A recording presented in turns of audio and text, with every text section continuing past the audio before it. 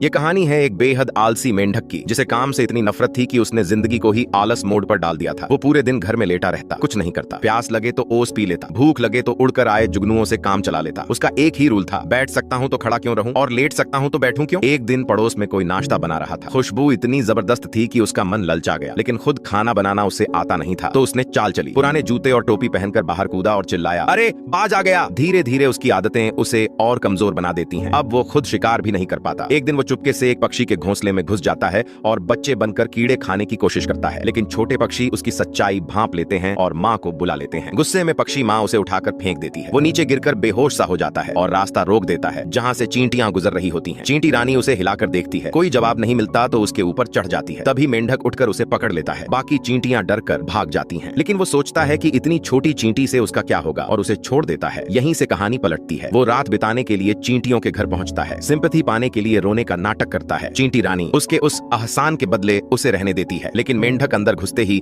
असली रंग दिखा देता है। जबरदस्ती खाने की डिमांड, रोना धोना और जमीन पर लेटकर नाटक। बेचारी चींटियां मजबूर होकर उसे बढ़िया खाना खिलाती हैं और वो बिना रुके खाता ही जाता है। थोड़ी ही देर में सारा खाना खत्म, यहाँ तक कि सर्दियों का जमा राशन भी। फिर भी उसमें जरा सा भी शुक्रिया नहीं। वो आराम से सोता रहता है, देर तक उठता है। एक दिन चींटी रानी उसे बताती है कि अब उनके पास खाना खत्म हो गया है और उसे वापस अपने घर जाना चाहिए। थोड़ा शर्मिंदा होकर वो उसे झील के बीच एक टापू दिखाता है। वो मेरा घर है, कभी आना। चींटियां उसकी बात मान लेती हैं। उसी दिन सब बर्तन लेकर उसके घर पहुंच जाती हैं। अब मेंढक फंस जाता है, उसके पास खिलाने को कुछ नहीं। वो बहाना बनाता है और पानी में कूदकर छिप जाता है। पूरा दिन निकल जाता है। चींटियां इंतजार करती रहती हैं। आखिर में उन्हें पता चलता है कि वो झूठ बोल रहा था। गुस्से में वो अपने बर्तन पानी में फेंक देती हैं और वापस लौट जाती हैं। उस दिन के बाद उन्होंने उससे सारे रिश्ते तोड़ दिए। चींटियां मेहनत में लग जाती हैं और वो आलसी झूठा मेंढक अकेला भूखा उसी टापू पर तड़पते तड़पते मर जाता है।